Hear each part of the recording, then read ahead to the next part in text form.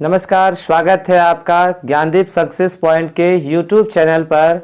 आज हम लोग विटामिन के पार्ट 2 के बारे में अध्ययन करेंगे।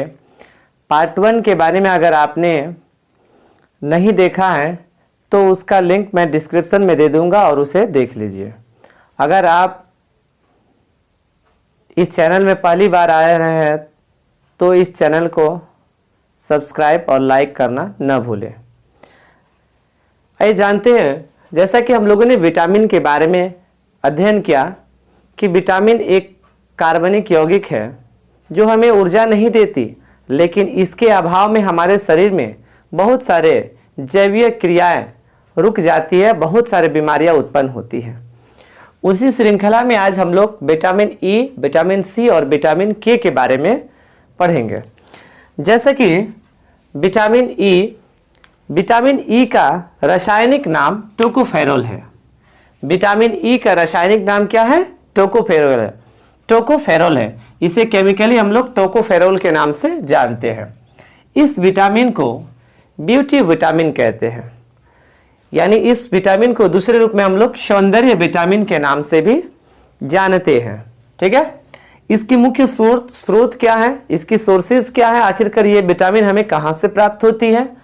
तो यह विटामिन हमें पानी वाला फल यानी वह फल जिसमें पानी की मात्रा ज़्यादा रहती है, जैसा कि हम लोग जानते हैं नारियल, तरबूज, खीरा, इन सभी में क्या पाया जाता है?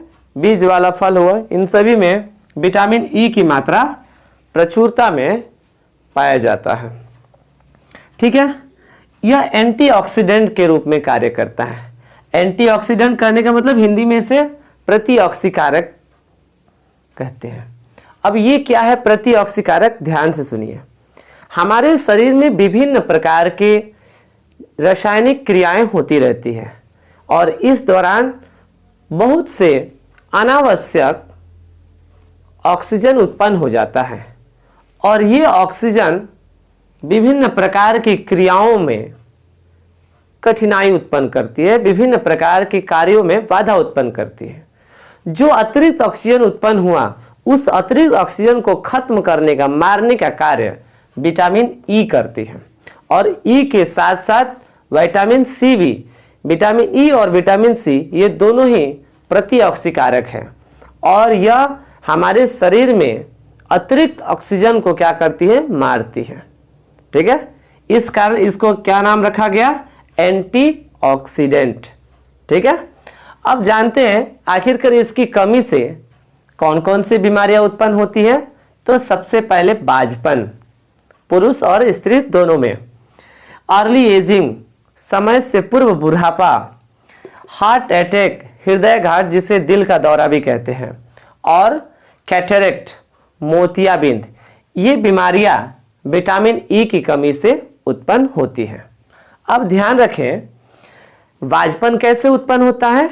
तो हम लोगों ने अभी पढ़ा कि यह एंटीऑक्सीडेंट का कार्य करती है, मतलब हमारे शरीर में जो रासायनिक क्रियाएं होती है, उन रासायनिक क्रियाओं के परिणाम स्वरूप बहुत सारे अतिरिक्त ऑक्सीजन निकलता है और ये ऑक्सीजन शरीर की विभिन्न जैविक क्रियाओं में बाधा उत्पन्न करती है।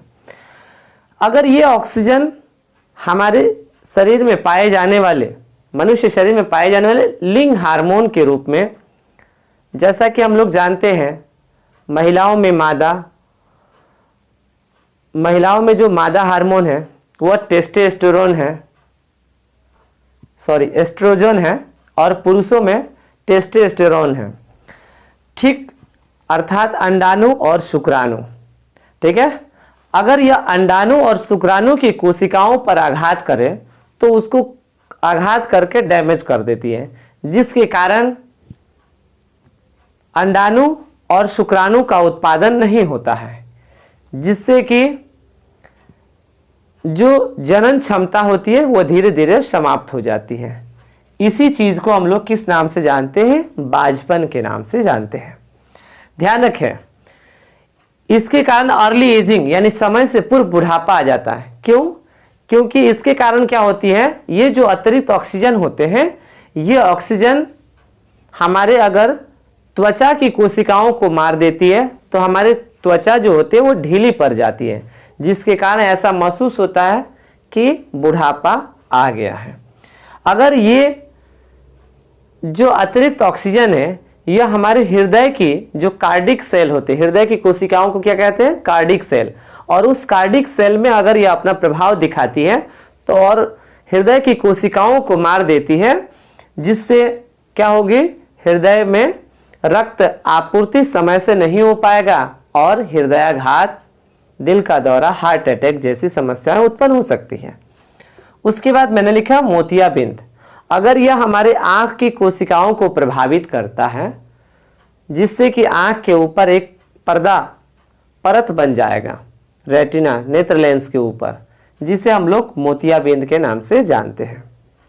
इसको ब्यूटी विटामिन इसलिए कहते हैं क्योंकि यह अगर हमारे जो अतिरिक्त ऑक्सीजन निकलता है वो अतिरिक्त ऑक्सीजन हमारे चेहरे की कोशिकाओं को मार देंगे, जिसके कारण चेहरे की सुंदरता समाप्त हो जाती है। लेकिन ये उस अतिरिक्त ऑक्सीजन को मार करके हमें उससे निजात, अतिरिक्त ऑक्सीजन जो खतरा उत्पन्न कर रहा था उसको मार देती है, जिसके कारण हमें उस सब समस्याओं से क्या होती है, मुक्ति मिलती है। ठीक है, जैसा कि आपने जानते हैं कि कभी कभार सुंदरता के लिए हल्दी, दही इत्यादि को अपने चेहरे पर लगाया जाता है। क्यों लगाया जाता है? क्योंकि उनमें एंटीऑक्सीडेंट का गुण पाया जाता है, यानी प्रतिऑक्सीकारक, यानी अतिरिक्त ऑक्सीजन को खत्म करने का गुण पाया जाता है। इसी कारण हल्दी या दही, छाछ इत्यादि को चेहरे पर लगाया जाता है, जिससे कि चेहरे साफ दिखाई पड़ते हैं। ठीक है, उम्मीद है कि यह विटामिन ई के बारे में आपको जो बताया वह समझ में आ गई होंगे। अब हम लोग जानेंगे विटामिन सी के बारे में। ठीक है, तो विटामिन सी को हम लोग केमिकली रूप से एस्कॉर्बिक एसिड के नाम से जानते हैं, एस्कॉर्बिक अम्ल के नाम से जानते हैं केमिकली। इसकी मुख्य स्रोत क्या है? आंवला। ये कई बार परीक्षाओं में पूछा गया है कि विटामिन सी का प्रमुख स्रोत क्या है, तो विटामिन सी का प्रमुख स्रोत है आंवला। ठीक है, इसके अलावा संतरा, इमली यानी हरी मिर्च और जितने भी खट्टे फल हैं उन खट्टे फलों में क्या पाया जाता है? विटामिन सी पाया जाता है। ठीक है, इसका आखिरकार क्या है? तो ये हमारे शरीर में घाव भरने में सहायक होती है। किस में सहायक होती है? घाव भरने में। यह कई बार परीक्षाओं में पूछा गया है कि घाव भरने में हमें कौन सी विटामिन सहायक होती है, तो विटामिन सी घाव भरने में सहायक होती है। ठीक है, उसके बाद एंटीऑक्सीडेंट, अभी हम लोगों ने पढ़ा कि इसमें दो विटामिन ई और विटामिन सी, ये दो ऐसे विटामिन है जो एंटीऑक्सीडेंट के रूप में कार्य करती है। ठीक है, अर्थात प्रतिऑक्सीकारक के रूप में। इसकी कमी से क्या क्या रोग उत्पन्न हो सकता है? विटामिन सी की कमी से, तो इसकी कमी से पायरिया रोग उत्पन्न होता है। यह पायरिया रोग सबसे पहले नाविकों में उत्पन्न हुआ था और नाविक को अंग्रेजी में सैलर कहते हैं, इस कारण इसे सैलर डिजीज के नाम से भी जाना जाता है। ध्यान रखेंगे कि यह विटामिन दूध में नहीं पाया जाता है, यह विटामिन दूध में नहीं पाया जाता है। साथ ही साथ आप ये जानते हैं कि विटामिन सी और विटामिन बी जल के साथ क्या होता है? बह जाता है, यानी जल में घुलनशील होता है। इस कारण से जो भी फल या सब्जियां हैं उसको काट करके नहीं धोते, अगर ऐसा करेंगे तो वह क्या होगा कि पानी के साथ वह बह जाता है। इसीलिए इन सभी चीज़ों को धोकर उसके पश्चात काटा जाता है। यह अत्यधिक गर्म होने पर नष्ट हो जाती है। विटामिन सी को अत्यधिक अगर टेम्परेचर दे दिया जाए तो वह यह ऊष्मा के सुचालक होने के कारण ये क्या होती है? तुरंत ही अभिक्रिया करके खराब, नष्ट हो जाती है। अर्थात यह अत्यधिक तापमान को भी सहन नहीं कर पाता है। साथ ही साथ जो विटामिन सी है, यह विटामिन हमें शरीर में जो रोग उत्पन्न करने वाले कारक हैं उनसे भी यह क्या करती है? संक्रमण से हमें बचाती है।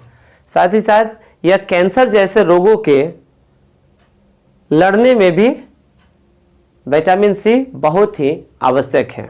अब हम लोग जानेंगे विटामिन के बारे में। विटामिन के, जिसको हम लोग केमिकली रूप से फिलोक्विनोन कहते हैं। क्या कहते हैं केमिकली रूप से? फिलोक्विनोन। फिलोक्विनोन या नेफ्थाक्विनोन, इन दो नामों से विटामिन के को जाना जाता है। विटामिन के को दो नाम से जाना जाता है, एक फिलोक्विनोन और दूसरा नेफ्थाक्विनोन। इसका कार्य क्या है? इसका कार्य यह है कि यह ब्लड क्लोटिंग में सहायक होता है, रक्त के थक्का निर्माण में। जब कभी भी रक्त कि शरीर के किसी अंग में अगर कट फट जाता है तो वैसी स्थिति में अगर रक्त का थक्का न बने तो हमारे शरीर से बहुत अधिक रक्त बाहर निकल जाएगा। ऐसी स्थिति में मृत्यु भी हो सकती है। ठीक है, इस कारण विटामिन के की जब कमी होती है तो रक्त का थक्का नहीं बनता है, लेकिन विटामिन के की उपस्थिति में तुरंत वह रक्त का थक्का जम जाता है, जिसके कारण रक्त शरीर से अधिक बाहर नहीं निकलता है। इसके प्रमुख स्रोत क्या है? तो हरी सब्जी, मेथी, गोभी है। ठीक है, गोभी में इसकी मात्रा अत्यधिक पाई जाती है। उम्मीद है कि आपको इसके बारे में अच्छे से समझ में आ गई होंगी। अब हम लोग जानेंगे विटामिन बी। तो विटामिन बी एक कॉम्प्लेक्स विटामिन है, इसके अंतर्गत बहुत सारे विटामिन आते हैं। इन विटामिनों के बारे में हम लोग बारी बारी जानेंगे। जैसा कि विटामिन बी1, इसका रासायनिक नाम है थायमिन। ध्यान रखें कि जो विटामिन बी1 है थायमिन, इसकी कमी से बेरी-बेरी नामक रोग होता है। कौन सा रोग? बेरी-बेरी नामक रोग होता है। इसके कारण क्या होते हैं? हमारी मांसपेशियां कमजोर हो जाती है। मांसपेशियां क्या होती है? कमजोर हो जाती है। और इसका मुख्य स्रोत के रूप में गेहूं, चावल, हरी सब्जियां, ये सभी इसके मुख्य स्रोत हैं। अब हम लोग जानेंगे बी2 राइबोफ्लेविन। तो राइबोफ्लेविन जो है यह मुख्य रूप से डेयरी प्रोडक्ट से मिलता है। डेयरी प्रोडक्ट करने का मतलब दूध के जितने दही, छाछ, पनीर, इन सबों में पाया जाता है। इसकी कमी से हमारे जीभ लाल रंग के हो जाते हैं, उसमें छाले निकल आते हैं। तो ये विटामिन बी2 के कारण होता है। अब बी3, इसको नियासिन या नियाक्टिन भी कहते हैं। नियासिन या नियाक्टिन कहते हैं। इसकी कमी से पेलाग्रा नामक रोग होता है। कौन सा रोग? पेलाग्रा नामक रोग होता है। इसके कारण क्या होते हैं? हमारे उंगलियां जो होती है, नाखून जो होते हैं, वो गिरने लगता है। ठीक है, इसको 4D डिजीज के नाम से भी जानते हैं। 4D क्योंकि इसमें 4 तरह की बीमारियां आती है, जैसे डायरिया हो गया, डेथ हो जाती है, डर्मेटाइटिस होता है, स्किन प्रॉब्लम होता है। ये इसके कारण इसे 4D यानी जितने में डी है 4D डिजीज को नाम से जानता है। पेलाग्रा मतलब नाखून इत्यादि का गल जाना, ये पेलाग्रा रोग कहलाता है।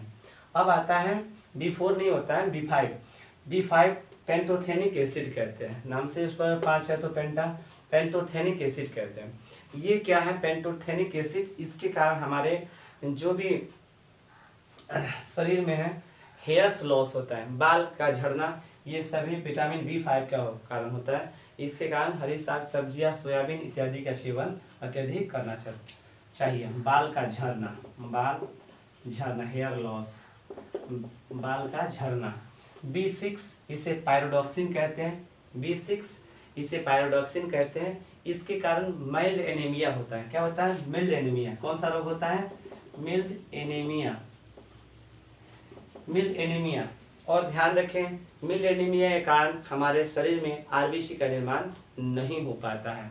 कारण यह है कि विटामिन B6 एक ऐसी विटामिन है जो हमारे लाल रक्त कणिकाओं के निर्माण में भी सहयोग करता है। लेकिन जब ये विटामिन B6 की कमी आती है तो इसे मिल्ड एनीमिया कहते हैं, और जिसके कारण हमारे ब्लड में आरबीसी की मात्रा निर्माण नहीं होने के कारण घटने लगती है। और इसी कारण किडनी स्टोन जो पथरी होता है, यह किडनी स्टोन का निर्माण इसी कारण होता है। इसकी कमी से डिप्रेशन, तनाव की स्थिति उत्पन्न हो जाती है।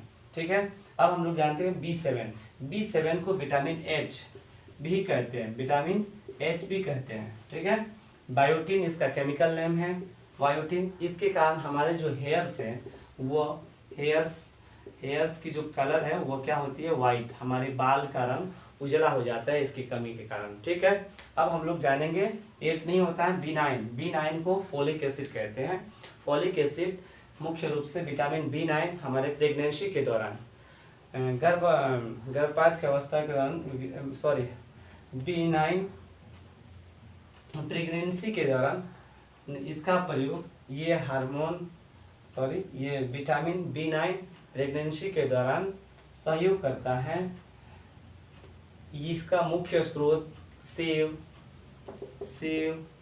कीवी, पपीता, ये सभी इसके प्रमुख स्रोत के रूप में कार्य है। उसके बाद आता है विटामिन B12। विटामिन B12 का केमिकल नेम साइनोकोबालामिन, जो परीक्षाओं में हर बार पूछे जाते हैं। साइनोकोबालामिन, इसके अंतर्गत कौन सी धातु बीच में कौन सा है? CO का मतलब होता है कोबाल्ट, अर्थात इसमें कोबाल्ट धातु पाया जाता है, साइनोकोबालामिन। और दूसरी बात यह है कि इसे ब्लू विटामिन भी कहते हैं। क्या कहते हैं? ब्लू विटामिन कहते हैं, ब्लू विटामिन कहते हैं इसको, ब्लू विटामिन के नाम से भी जानते हैं। इसके कारण हमारे नर्वस सिस्टम यानी सोचने समझने की क्षमता समाप्त होती है। नर्वस सिस्टम में प्रॉब्लम आती है, हमारे तंत्रिका कोशिकाओं में प्रभावित होती है। इसके कारण लकवा जैसी बीमारियां उत्पन्न होती हैं। और इसके कारण क्या होता है? B12 के कारण पर्नीशियस एनीमिया नामक बीमारी उत्पन्न होती है। उम्मीद है कि आपको विटामिन के संबंध में ये सभी टॉपिक बढ़िया से समझ में आ गई होंगी। अगर ये सभी टॉपिक्स आपको बढ़िया से समझ में आए होंगे तो इस वीडियो को शेयर एवं लाइक जरूर कीजिएगा। धन्यवाद। फिर हम लोग नेक्स्ट किसी टॉपिक पर बात करेंगे, तब तक के लिए धन्यवाद।